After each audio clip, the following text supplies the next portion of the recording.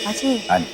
वो एक बात पूछें? हाँ हाँ, पूछो पूछो। अब हमको ना बबलू पापा के साथ होली खेलने का बड़ा मन करता है। हाँ, मुझे समझ में नहीं आता है, बबलू पापा होली के रंगों से इतना डरते का है? पापा जी, जब भी सवाल हम करते हैं आपसे तो आप टाल देते हैं। आज ना आपको बताना पड़ेगा, आपको हमारी कसम है। अरे बहू, कसम देने की क्या जरूरत है? बलदेव नहीं चाहता कि इसके बारे में किसी को कुछ पता चले। यार मैं तुम्हें बता देता हूँ, तुम उसकी धर्म पत्नी हो। बचपन में बलदेव को होली बहुत पसंद थी। होली आने के कुछ दिन पहले ही वो निकल जाया करता था घर से होली खेलने के लिए। फिर वो कॉलेज चले गया और फिर होली आई, और होली से 2 दिन पहले वो अपने 2 दोस्तों को मिलने के लिए गया। अयो बेबी, चल भाई बकरा आ गया, काला रंग निकाल। चल चल। कौन है? होली है। अरे होली तो 2 दिन बाद है, ये क्या कर रहे हो? नहीं, हमारी होली अभी से शुरू हो गई। और घर जाकर आईना जरूर देख लेना, ये 10 दिन तक छूटने वाला नहीं है। होली है। अरे अरे अरे, ये तो बहुत ही बुरा हुआ दामाद जी के साथ। देखिए, आप में से मगर कोई उसे बताना मत, क्योंकि उसे अच्छा नहीं लगेगा। हम समझते हैं पापा जी कि उनके दिल में डर बैठ गया है, और ये डर तो हम लोगों को ही निकालना पड़ेगा ना। अब कुछ गलत लोगों की वजह से बबलू पापा होली नहीं मनाते, अब त्योहार तो मनाना चाहिए ना पापा जी। ये बात उसे कौन समझाए? इस बात के बारे में वो कुछ भी सुनने को तैयार नहीं होता। हमारे पास एक आइडिया है। अगर हम किसी तरह दामाद जी को थोड़ा सा गुलाल लगा देंगे ना, तो हमें यकीन है कि उन्हें अच्छा लगेगा। एक बार उनकी झेप निकल गई ना, फिर हम सब उन्हें होली खेलने के लिए मना लेंगे। अरे वाह माँ, एक बात पूछें तो बहुत ही अच्छा आइडिया है। हम क्या सोच रहे हैं कि पानी की टंकी में ना खूब खुशबू वाला गुलाल डाल देते हैं, बबलू पापा नहाएंगे, उन्हें पे रंग गिर जाएगा। अरे नहीं बिंदिया, ऐसा करने से कुछ नहीं होगा। होली आने पर वो जासूसी करना शुरू कर देता है, यहाँ तक कि वो नहाने से पहले भी पानी को चेक कर लेता है। पापा जी, हमारे पास एक और आइडिया है। हम क्या सोच रहे हैं कि हम अपने कमरे के पंखे पे ना खुशबूदार गुलाल रख देते हैं, तो बबलू पापा स्विच ऑन करेंगे और उन पे गुलाल गिर जाएगा। हैं? वाह वाह बिंदिया, वाह वाह, वेरी गुड, शाबाश। तुम सबके साथ मिलकर अपने पति को रंगने की साजिश कर रही हो। अरे ऐसी बात नहीं है बलदेव, हम सब लोग चाहते हैं कि तुम हमारे साथ होली खेलो। पापा जी, आपने वो राज बता दिया सब? ओ बलदेव, सब लोग एक बात कान खोल के सुन लो, मुझे नफरत है इस त्योहार से। मैं होली किसी कीमत पर नहीं खेलूंगा, और कोई भी मुझे रंग लगाने की कोशिश ना करे। समझ में आ रही है ना सबको? दामाद जी सुनिए, दामाद जी, मुझे किसी से बात नहीं करनी है, मेरे पीछे मत आना कोई भी। अरे मम्मी को दरवाजा खोल। कोई रंग नहीं डालेगा, दरवाजा खोल, नहीं तो दरवाजा तोड़ दूंगा मैं।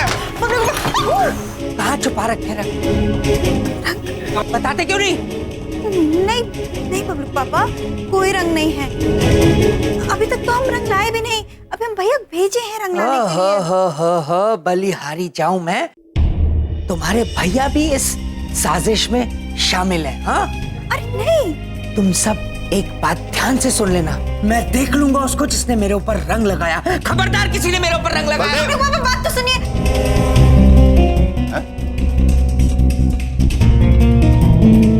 हाँ,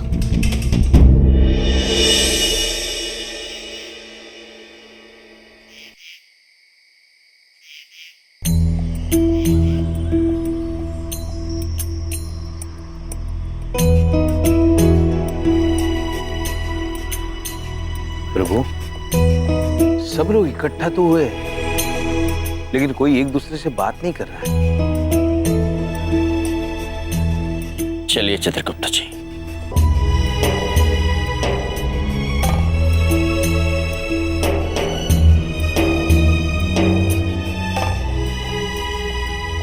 प्रणाम।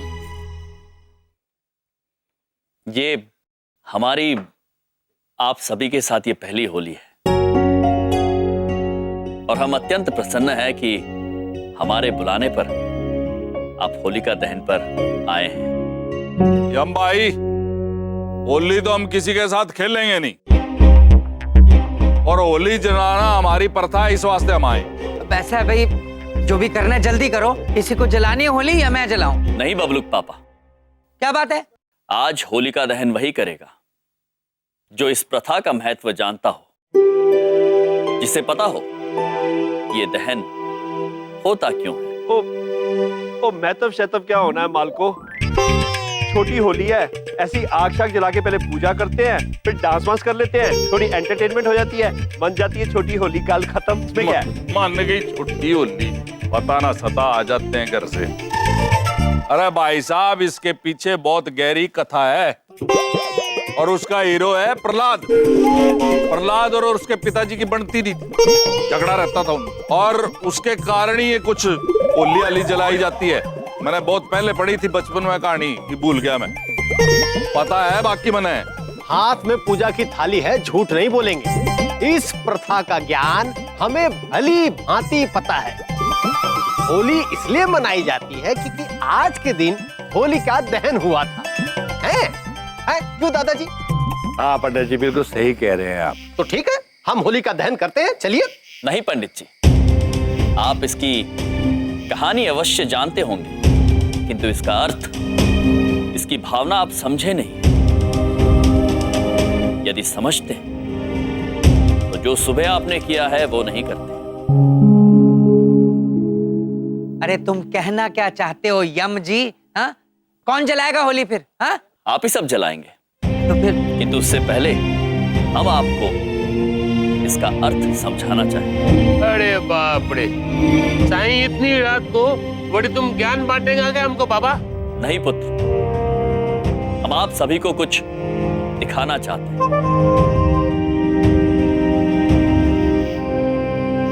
चमन पुत्र, आप तैयार हैं? जैसी आपकी आज्ञा। श्रीदेवी जी, उधर चलो। Let's go. अब आप सब भी चलिए हमारे साथ। चलो चलो, के दिखाओगे देख लेंगे, चलो।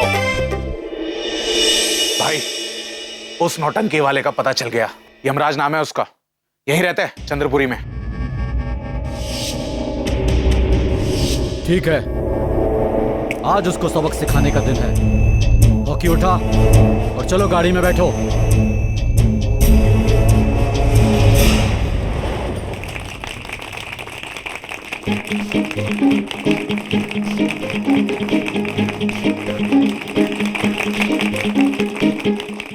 बिंदिया का पापा जी, वो आ रही थी, उसकी सर में दर्द हो गया, फिर मैंने कहा आराम कर ले, यहाँ भी तो सर दर्द ही होना है। देखो इनकी नौटंकी। अच्छा चुपचाप बैठ।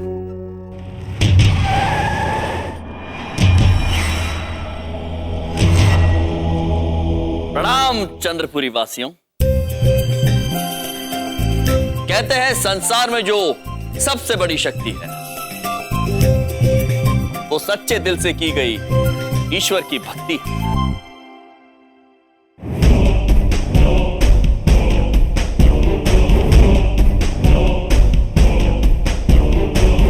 ये कहानी है उस आस्था की ताकत की जिसे ना कोई असुर भेद पाया, ना कोई भेद पाएगा। जिस भक्ति की ताकत के आगे बड़े बड़े पहाड़ टूट गए, आसमानों का सर झुक गया। कई असुर टकराए हैं भक्तों की भक्ति से, किंतु भक्ति सदा अटल रही, अटूट रही। ऐसा ही एक भक्त बालक था जिसकी ये कहानी है। ये कहानी है भक्त प्रहलाद की। वाह,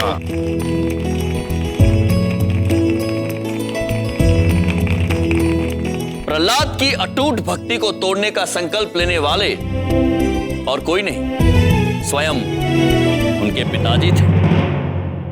असुरों के असुर, खूंखार, महाशक्तिशाली राजा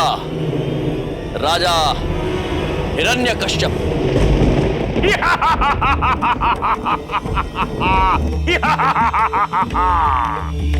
वो असुर था, क्रूर था, निर्दयी था। ब्रह्मा जी के वरदान का उसे बड़ा घमंड था। मैं हूँ राजा हिरण्यकश्यप। चित्रगुप्त। ना मुझे कोई दिन में मार सकता है, ना रात में, ना कोई शस्त्र से मार सकता है, ना कोई अस्त्र से, ना मुझे कोई पृथ्वी पर मार सकता है, ना आकाश में, ना पाताल में। मैं अमर हूँ। हाहाकार मचा था उसका। घमंड में चूर, खुद को ईश्वर मानता था वो, और नफरत करता था प्रभु विष्णु से। मैं ईश्वर हूँ, मुझे पूजो।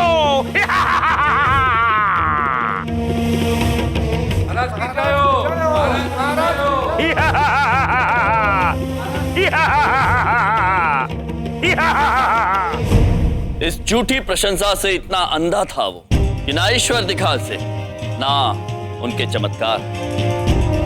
और फिर ईश्वर का एक नन्हा करिश्मा प्रहलाद बनकर इन्हीं के घर में जन्म लेता है। नारायण नारायण नारायण नारायण। और डॉक्टर दा मुंडा। प्रणाम सभी को, मैं हूँ विष्णु भक्त प्रहलाद। नारायण नारायण।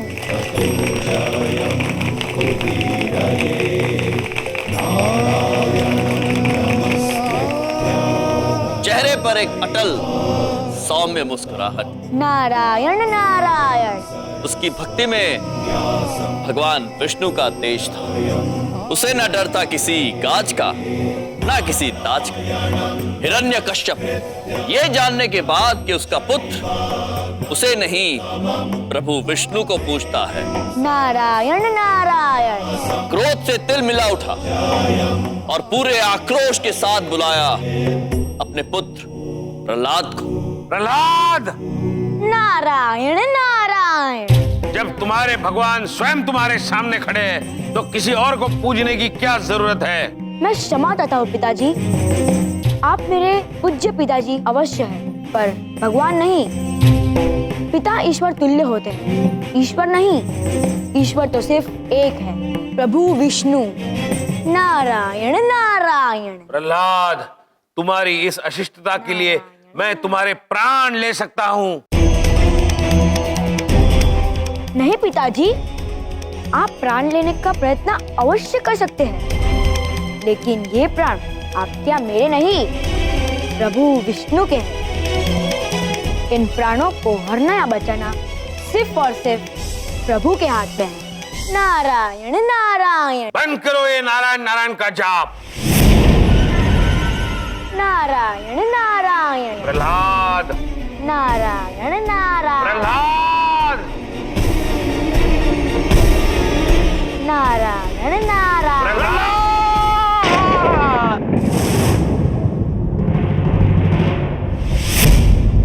नारायण नारायण। कब कोई अहंकार की तलवार भक्ति की शक्ति को भेद पाई है? प्रहलाद के अटूट विश्वास के आगे हिरण्यकश्यप बेबस था। वो हर हाल में, हर कीमत पर प्रहलाद की मृत्यु का उदाहरण बनाना चाहता था, और इसीलिए वो आखिरकार पहुंचा अपनी बहन होलिका के पास। बहन होलिका, हम तुमसे इसी क्षण बात करना चाहते हैं। प्रणाम भातश्री। श्रीदेवी, हमें आपकी चिंता का कारण मालूम है। तो तुम्हें हमारे यहाँ आने का कारण भी मालूम होगा। हम चाहते हैं कि प्रहलाद को तुम अपनी गोद में बिठाकर अग्नि में चले जाओ। तुम्हें वरदान है तो अग्नि तुम्हारा कुछ नहीं बिगाड़ सकती, लेकिन प्रहलाद और उसका अंधविश्वास जलकर भस्म हो जाएगा। मैं क्षमा चाहती हूँ महाराज, पर यह असंभव है। प्रहलाद पुत्र, मैं उनके साथ कैसे? क्या तुम चाहती हो कि असुरों का अस्तित्व एक बालक के अंधविश्वास की वजह से खत्म हो जाए? नहीं महाराज, अगर ऐसी बात है तो प्रहलाद पुत्र को भस्म करने का कर्तव्य हम जरूर निभाएंगे। प्रहलाद पुत्र, अभी भी आपके पास समय है। आप हमारे महाराज को आप अपना भगवान मान लीजिए, नहीं तो हमें आपको आग में लेकर जाना होगा। मेरा विश्वास है मेरे प्रभु पर, वो मेरी रक्षा अवश्य करेंगे। आइए।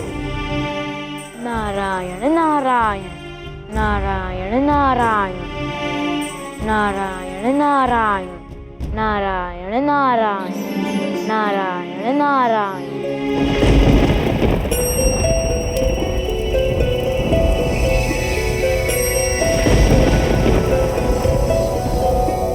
नारायणं नमस्कृत्य नरं चैव नरोत्तमं देवीं सरस्वतीं व्यासं ततो जयम् उदीरये। नारायणं नमस्कृत्य। हम आ गए प्रहलाद। नरोत्तमं देवीं सरस्वतीं व्यासं ततो जयम्। अब आपको किसी से भयभीत होने की कोई आवश्यकता नहीं। प्रणाम प्रभु, आपके दर्शन पाके तो मैं धन्य हो गया।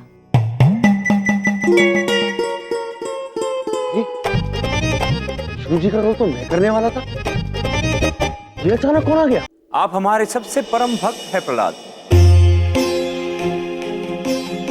आप उदाहरण हैं इस बात की कि ईश्वर में सच्ची भक्ति हो, सच्ची श्रद्धा, तो मनुष्य किसी भी बुराई से बेझिझक लड़ सकता है। कुछ भी बोलो, काम अच्छा कर रहा है। आपके ये अटूट विश्वास की जीत मानव जाति बुराई पर अच्छाई की जीत के रूप में युगों तक पर्व की तरह मनाते रहे। आपकी ये भक्ति, ये अटूट प्रेम और श्रद्धा इस पावन पर्व के नाम पर अमर रहेगी प्रहलाद, युगों युगों तक।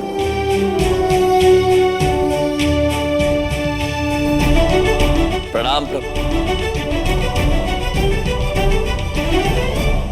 धन्य हो गए हम आपके दर्शन पाकर। आप तो अंतर्यामी हैं, सब जानते हैं, कुछ छिपा नहीं है आपसे। इस पर्व के उपलक्ष्य पर इन मनुष्यों को थोड़ा ज्ञान दे दीजिए। ये पर्व प्रेम और भक्ति की जीत का दिन, अहंकार की जीत का नहीं। इस दिन अगर आप अहंकार में पड़कर लड़ेंगे तो ईश्वर का अनादर करेंगे। इस दिन अगर आप किसी भी इंसान या किसी भी स्त्री को इस पर्व के नाम पर परेशान करेंगे तो ईश्वर का अपमान करेंगे। होलिका दहन में लकड़ियां जलाकर आप सोचते हैं कि त्योहार मन गया। नहीं, त्योहार तब मानेगा जब आप अपनी सारी बुराइयां उस आग में जला दें। आज आप सबसे मेरी यही विनती है, इस पर्व पर अपने अपने आचरण पर गौर कीजिए, एक बेहतर इंसान बनने की कोशिश कीजिए। सच कह रहे हैं। हमने विचार दिया है, चिंतन आपको करना है।